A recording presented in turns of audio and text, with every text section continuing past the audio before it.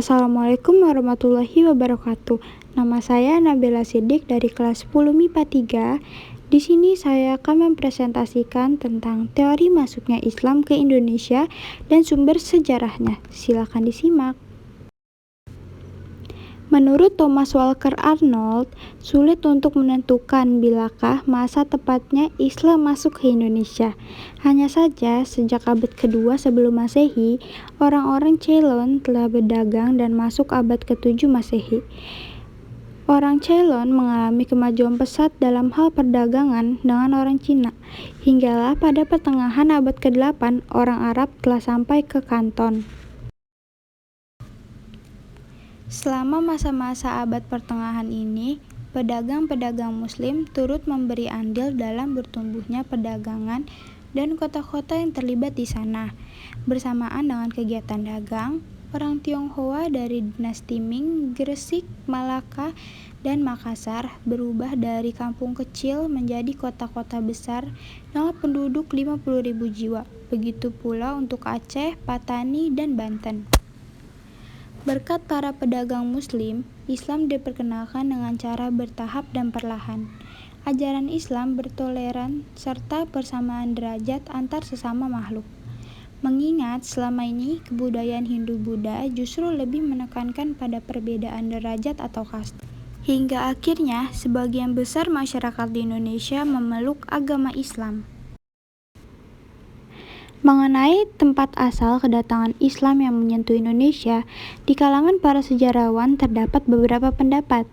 Ahmad Mansur Suranegara mengikhtisarkan teori masuknya Islam dalam 3 teori besar. Berikut ada pula 3 teori besar tersebut. Teori yang pertama adalah teori Gujarat. Teori Gujarat merupakan teori tertua yang menjelaskan tentang Islamisasi di Indonesia. Ada dugaan bahwa pencipta dasar teori ini adalah Snook Hurgronje. Teori ini berpaku pada kenyataan mengenai hubungan India dengan Indonesia yang sudah lama terjalin, serta inskripsi tertua mengenai Islam yang terdapat di Sumatera, membuktikan bahwa hubungan antara Sumatera dan India sangatlah erat. Teori besar yang kedua adalah teori Mekah. Teori Mekah ini sendiri dicetuskan oleh Hamka di dalam pidatonya saat Dies Natalis di PTAIN ke-8 di Yogyakarta pada tahun 1958. Hamka menolak pendapat yang mengatakan bahwa masuknya Islam ke Indonesia pada abad ke-13. Sebab pada kenyataannya, pada masa tersebut di Indonesia sudah berdiri suatu politik Islam. Jadi sudah barang tentu Islam telah masuk ke Indonesia jauh sebelumnya, yakni sekitar abad ke-7 Masehi atau pada abad pertama Hijriyah. Teori selanjutnya adalah teori besar ketiga atau teori besar terakhir, yaitu teori Persia. Pencetus teori Persia adalah P.A. Hussein Dejjadiningrat yang berpendapat bahwa masuknya Islam ke Indonesia dan berkembang berasal dari Persia yang singgah ke Gujarat yang terjadi sekitar abad ke-13.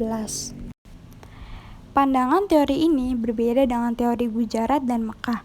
Dalam teori ini lebih memutuskan kepada kebudayaan yang hidup di kalangan masyarakat Islam di Indonesia dan disinyalir memiliki persamaan dengan Persia, seperti kesamaan antara Syekh Siti Jenar dengan ajaran Sufi Iran Al-Hallaj. Meskipun Al-Hallaj telah meninggal pada 310 Hijriah atau 922 Masehi, akan tetapi ajarannya terus berkembang dalam bentuk puisi. Sekian presentasi dari saya. Wassalamualaikum warahmatullahi wabarakatuh.